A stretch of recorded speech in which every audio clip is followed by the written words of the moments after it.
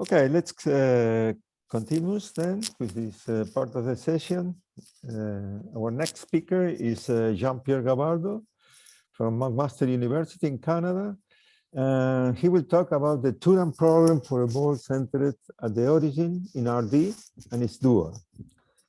Thank you, Jean-Pierre. Go ahead.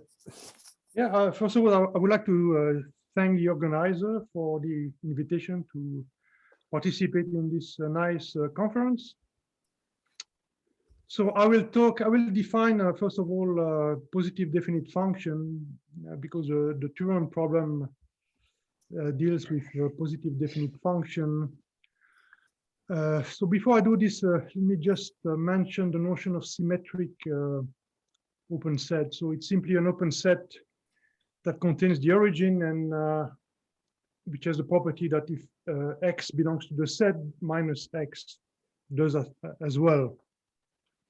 So a continuous function is positive definite, which I will abbreviate by PD, if anytime you take x1, etc., xm in G actually is a group, but in this case it will always be RD in our talk. And so if you take any complex number xi1, xim, you want the sum of f of xi minus xj, xij conjugate to be greater than or equal to 0.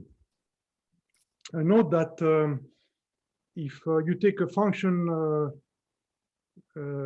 positive definite which is non-zero, then the value at 0 will be strictly positive, and also f of minus x will be the conjugate of f of x. So in particular, the support of f will be a symmetric set. So in this talk, I will use the following definition for the Fourier transform with the 2 pi I, as you can see.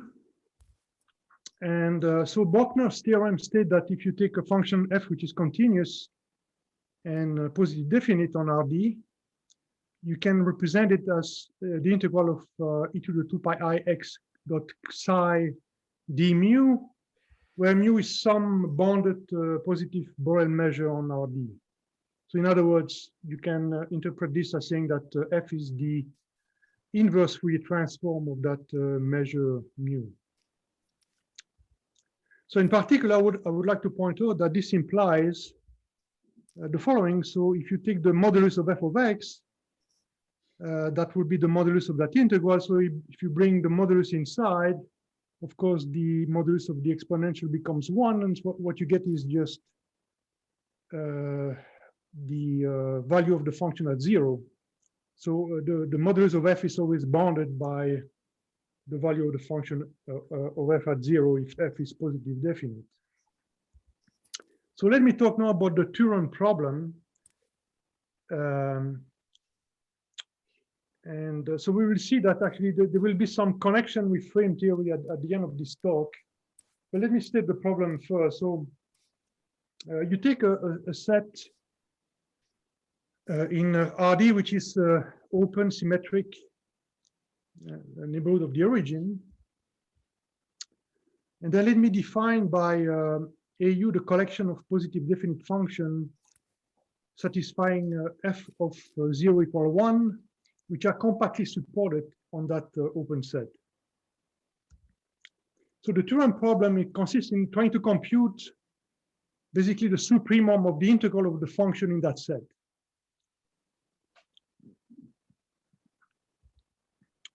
So certainly, since the function is bounded by 1, because f of 0 is 1, that constant, or the supremum I'm trying to compute will be always bounded by the measure of the set, right? It's a trivial estimate. So a function f, so in general, of course, because I'm dealing with compactly supported function in U, if there is a function that maximizes the problem, it will not be compactly supported. So I need some other function. So I will call f a Turán maximizer for U if f has the following property. So it has to be positive definite. The integral of f has to be the supremum given by the in the Turán problem, And also you should be able to find a sequence Fn of compactly supported function in U, taking the value of 1 at 0, converging weakly to F. So at least in S prime, and you want the integral of Fn to converge to the integral of F. So that's what I call the Turán maximizer. So this problem was first proposed by Turán and Stecking. And so the authors studied the problem for a particular set in RD and also in locally compact abelian groups. So this problem can be stated in any locally compact abelian group. On RD, there was special attention given to bounded convex symmetric set. So there's many paper on this topic. So Ziegel, Aristov, and Berdisheva, Korbachov, Kolountzakis, and Reves in particular. And I'm probably missing some other paper. So if you take now a bounded convex set, the conjecture was that, or the conjecture is that the Turán constant of E, which is the supremum I defined earlier, is actually given by 2 to the minus d times the measure of U. And a Turán maximizer can be obtained by taking the function f, which is, so if you define V to be 1/2 times U, so that would be a subset of U. Remember, U is convex. And so you take the characteristic function of V convolved with the tilde of the characteristic function of V. Tilde of x is just the conjugate of the function of minus x. So that function will be positive definite and will have the value 1 at 0. And so it's conjecture that this would give you the Turán maximizer. Can I ask something? Yeah, go ahead. Sorry, this function would have compact support, right? This function won't have compact support. No. Yes, because this is okay. Sorry. Yeah. It will be 0 on the boundary, but it won't have the compact support. So the result was proved in special cases, for example, for the case of a ball in RD by Siegel in 1935. So it's an old result. And there were more recent proved by Gorbachev in 2001 and Kolountzakis and Reves in 2003. So what I would like in this talk is to outline another proof of this result for the case where U is a ball. And so for simplicity, I will assume that the radius of the ball is 2. So U will be the ball of radius 2 centered at the origin. And so I want to prove that the Turán maximizer then is given by the F, which is given there. So it's 1 over the measure of the ball of radius 1 times the characteristic function of that ball convolved with the tilde of that same characteristic function. So B will be always the ball of radius 1 in my talk. So the proof I will use the concept of dual Turán problem. So let me try to explain what it is. So I will need to use a positive definite function instead of just continuous function on RD. So a positive definite distribution is basically you can think of it as the inverse Fourier transform of a tempered positive measure on RD by the Bochner-Schwarz theorem. Or another way is to think of it as a limit of usual positive, continuous positive definite function, if you'd like, a limit in S prime. So let me define for such an object, I would like to define the density.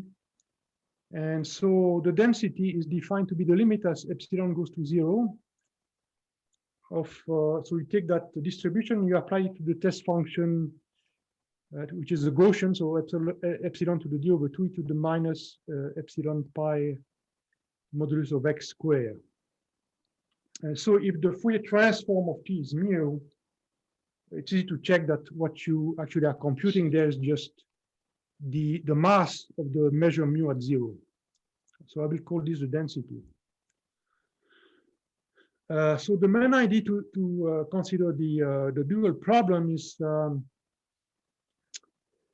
consider a measure mu, which will be necessarily unbounded in the Fourier domain, whose inverse Fourier transform in the distributional sense is the Dirac mass at 0 on the ball of radius 2, on U. So in other words, S, if I call this inverse Fourier transform S, S can be written as the Dirac mass at 0 plus some distribution R, which is supported on RD minus the ball of radius 2 at the origin. And so the trick is then to realize that if you take a function H, sorry, a function H, positive definite and compactly supported in the ball of radius 2, which has the value 1 at 0, first of all, the convolution, so H convolved with S,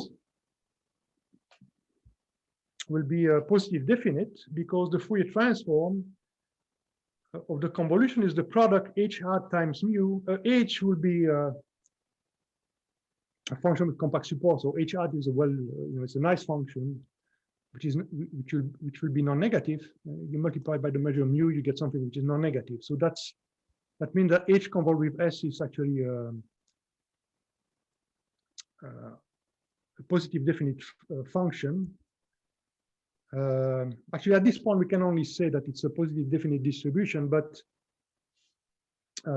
because S is actually delta at 0 plus R, if you compute H convolved with S, you can write it as delta convolved with H, which is just H, plus H convolved with R. And because of the support property of R, H convolved with R will be 0 on a neighborhood of 0.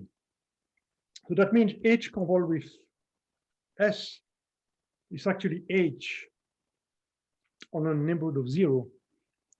And this implies in particular that H convolved with S will be continuous, will be a continuous function, because H is a continuous function, and the value at 0 will be 1. And so this implies, because H convolved with S is positive definite, that the modulus is also bounded by 1. And therefore the density is bounded by 1, right? Because the density is obtained by integrating H convolved with S times a function which has integral 1. So certainly the density will be bounded by 1. But what is the density? The density is just the mass of the Fourier transform of H convolved with S at the origin. So in this case, it's just H hat at 0 times the mass of mu at 0. And H hat is the integral of H. And the mass of mu at 0 is what I call the density of S. And so what I get here is that no matter what H is, if it satisfies the condition that H is positive definite and supported on the ball of radius 2, compactly supported on the ball of radius 2, and S is any positive definite distribution equal to delta on the ball of radius 2, then this product has to be less than or equal to 1. And so that will also be true if F is clearly, if F is a Turán maximizer. So to show that F, the F I want to prove is a Turán maximizer works, in fact, all I have to do is construct some positive definite distribution T as above, which satisfy F convolved with T equal 1 on RD. If I can do that, then it will show that the integral of F times the density equal to 1. Okay, and so if I take any H compactly supported and positive definite the integral of h times dt will be less than or equal to 1 by what I just said before. So that would prove the result, right? So so basically, I have to find a measure mu so that if mu is the Fourier transform of t, then the equation f convolved with t old, which is equivalent to f hat times d mu equal the Dirac mass at 0. Or even simpler, this just means that the characteristic function of b times d mu, the Fourier transform of the characteristic function of b times d mu is delta at 0, which is equivalent also to psi b convolved with t equal 1, which is basically a kind of a tiling condition, but t is, you know, it's kind of a weird object. It's a positive definite distribution. It's not really a measure, okay? Well, it's not always a measure. So in particular, f hat of 0 being equal to the measure of b at, sorry, the measure of b, the Lebesgue measure of b, mu, that measure mu must be equal to the measure of b inverse delta at 0 in a neighborhood of 0, and then the support of mu, we know what it should be, or it should be contained at least in the set 0 union, the zeros of the Fourier transform of the characteristic function of b. So here is an example in one dimension. I did it for u equal minus 1, 1 instead of minus 2, 2, but I mean, basically, you can understand the idea. So f in that case would be the, I'll show you the picture. The f you get would be the 10 function that you see on the top there.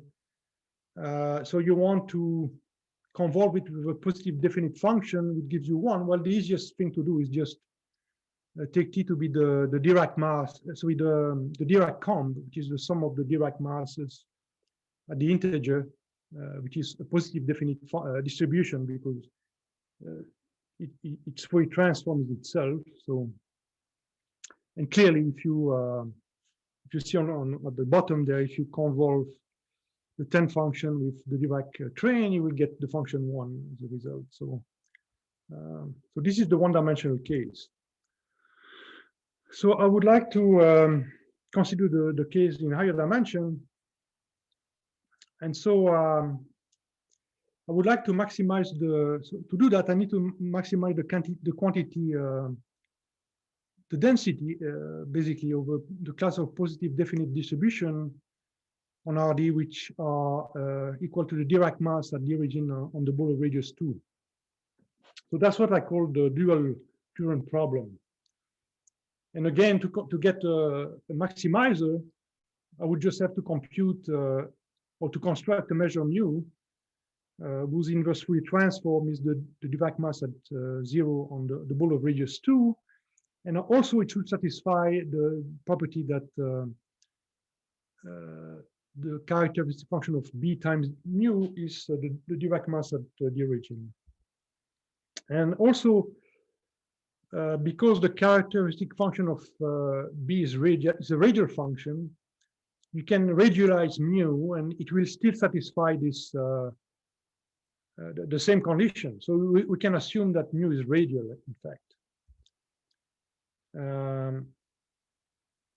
So note that so I have to deal with the zeros of the characteristic function of b.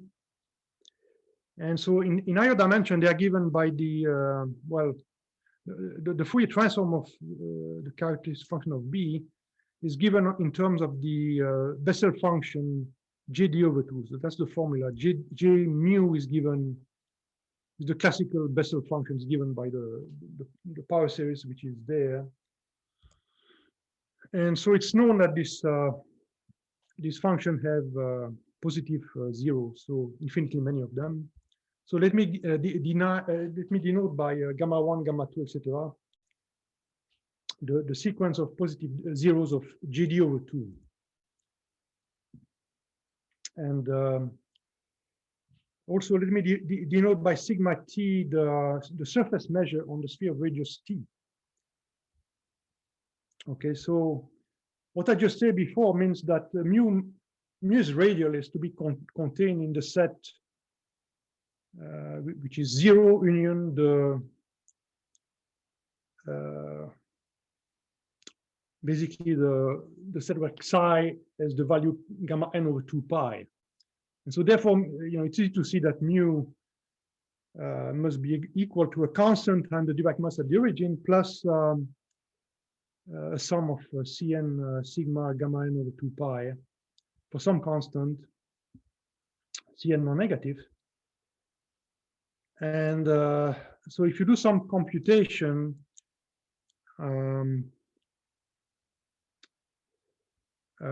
you end up with the conclusion that T has to be expressed by a series which yeah, so no, the series involved the function, so with the Bessel function jd over 2 minus 1, which appears as the inverse Fourier transform of basically of the surface measure on the sphere, on sphere of fixed radius. That's how these things appear. And so it turns out that, so I want to express T in this form in some way. And it turns out that the function I'm dealing with on the right-hand side, basically, are just, so this is the picture in 2 dimensions of the support of mu. The function I'm dealing with are basically eigenfunction of the Laplace operator on the unit ball. On the ball of radius 1, not the ball of radius 2, on the ball of radius 1. And so this suggests that, and yes, so according, of course, to the, I mean, you have to put the boundary condition, which are the one given by the Newman boundary condition. So the partial derivative, the normal partial derivative of these functions are 0 on the boundary of the unit ball. So these functions in particular are known to be pairwise orthogonal, and they span the space of radial function in L2, which is L2 subrad, which I wrote there. And so this suggests if you just expand the Dirac, formally expand the Dirac measure in terms of this function. If you do that, you end up with this formula. And I guess you can show that this converges in the sense of distribution. So in 2 dimensions, actually, you can. What is this thing? Well, you can try to plot this in terms of the radius. So on the x-axis, you have the radius r, which is the absolute value of x, and you get something. So it should be 0. So it should be delta on 0, 2. I didn't want to plot the part between 0 and 2. I just wanted to show you near 2 what happens. So something will happen at 2, at 4, at 6, etc. If you so this picture here is the case where I'm taking the series for the case d equal 2. And I'm trying to find, so I'm forgetting about the constant term in front there, and trying to find a function whose minus the Laplacian equal the series which is on the right-hand side. So you would get a function that would like that, again, as a function of r, as a function of the radius. And you can see that something's happened at 2, 4, 6, etc., right? Anyway, so if I now have to go back to the Fourier domain, so if you take the Fourier transform, you get the following formula. You basically get only one possible choice for your candidate, and it's given by this formula. So it's supported on the at the origin, and then the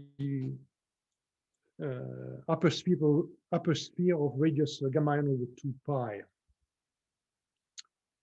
So right now, notice that all I know basically is that the inverse Fourier transform of mu is the Dirac delta at the origin only on the ball of radius 1. But what I need is this to be equal to delta on the ball of radius 2. And so, so I have some work to do. And so for this argument to work, I use this result. So if you take a positive Borel measure on R2 and define D to be the inverse Fourier transform of that measure, then the following are equivalent. So mu is a temper measure whose inverse Fourier transform equal delta on the Borel radius 2. That's equivalent to say that the integral of f square equal the integral of the Fourier transform square with respect to mu for any f in L2 of the Borel of radius 1. So this is basically a frame concept. This is saying that the condition that the inverse Fourier transform equal to delta on the radius on the Borel of radius 2 is equivalent to mu being a possible frame measure on the space L2B.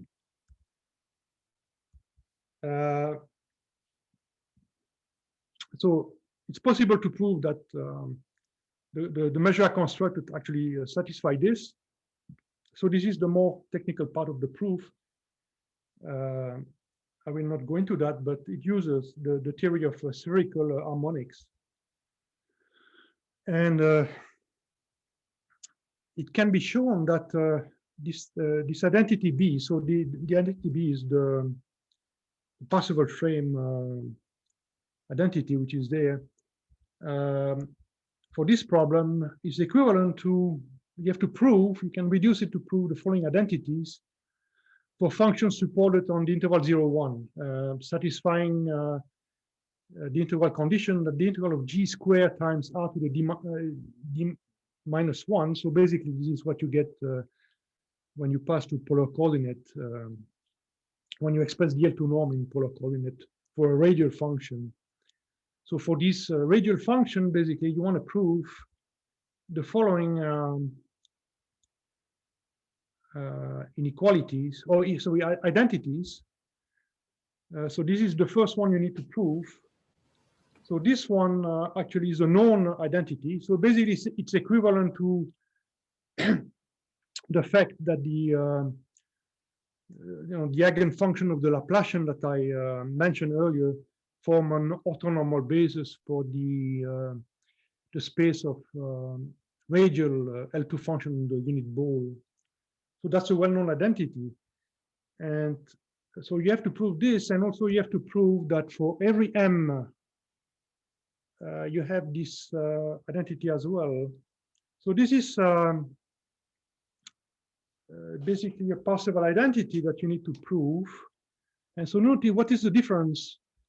Well, the first term is not there anymore. So this disappears. And what happens is that you have to replace the function jd over 2 minus 1 there in your integral by, you have to add m to it. And these identities should still hold. And so the way you prove this, basically you can prove it by induction using some properties of Bessel functions and things like that. Actually, the case m equal 1 is also known. It's also well known, but I think the case for m greater than or equal to 2, for m equal 1, you actually get another orthonormal basis, but for m greater than or equal to 2, you don't. And so you get in this way, you get that if you can prove, I mean, if you can prove this this identity, you get the previous identity. And so it's possible to do that using basically induction. You prove one identity and then you apply it to a specific well-defined function and use some clever tricks, and you get the next one. And that's the end of my talk. Thank you very much. Thank you, Jean-Pierre. Very nice work. So let's thank Jean-Pierre for this talk. We have some minutes for questions or comments.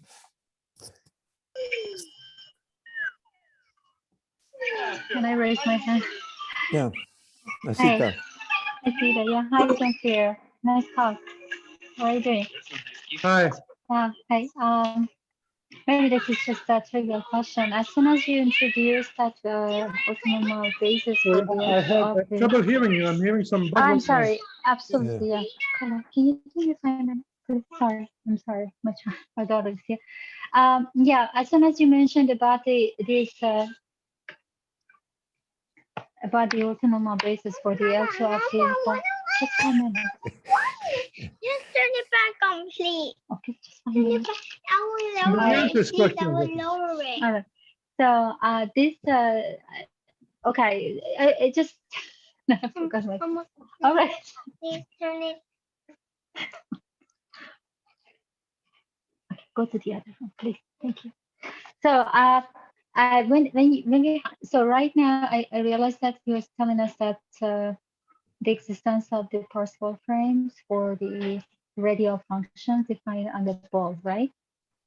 And then the subspace of the radial function. So well, this is just a I guess a trivial question about the sampling. So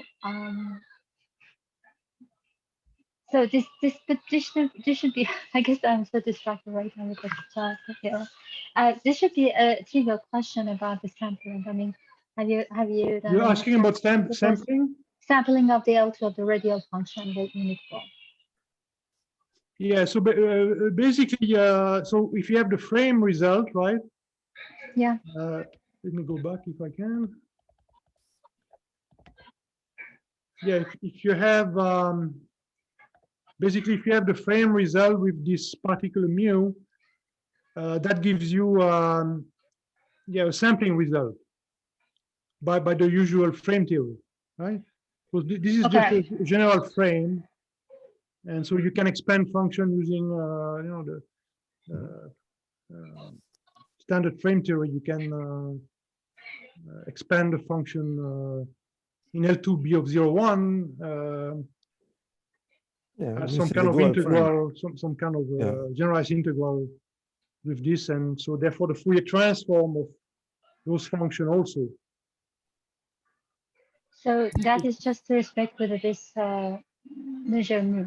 If I Yes. am using that autonomous basis that you mentioned, like if size 0, 1. Yeah, but with okay, the one. autonomous basis, Is it's that- only working for the radial function, right?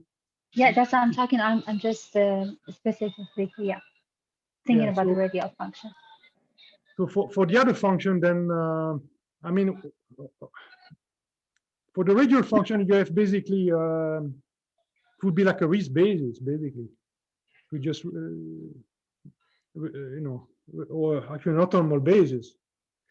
I don't know for the unit ball, the entire, I mean, all the functions on the unit ball, at least we know the existence of the Parseval frame, so that would be easy. But I never thought about the only subspace consists of the radial function. That's what I am. Yeah. I was thinking. So this okay. I guess I have some answer to my question. Okay. Okay. Okay, Well, some other thank you very much. question. Thank you. Okay, some other question or comments?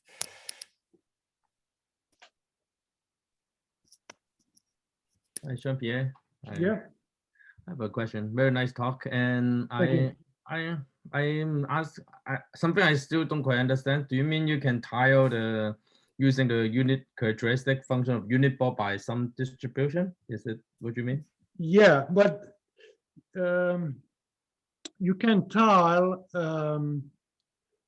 but the distribution should be equal to delta on the ball of radius 2, right? Yes. Yeah. So so you have to use that. So you take your ball and then you get that delta. Then you have to fill the rest. Yeah. Okay. And to fill the rest, well, it's not so easy. You cannot do it with a measure, for example. It's impossible to do that with a measure. So it actually locally this thing cannot be a measure. It has to be a So pretty nasty locally, it's not even a distribution. measure. That distribution. That Yeah. distribution locally is not even a measure. Locally, it's not a measure. You cannot do it with a measure. Okay. Not even assigned, not even with a signed measure. What kind of measure?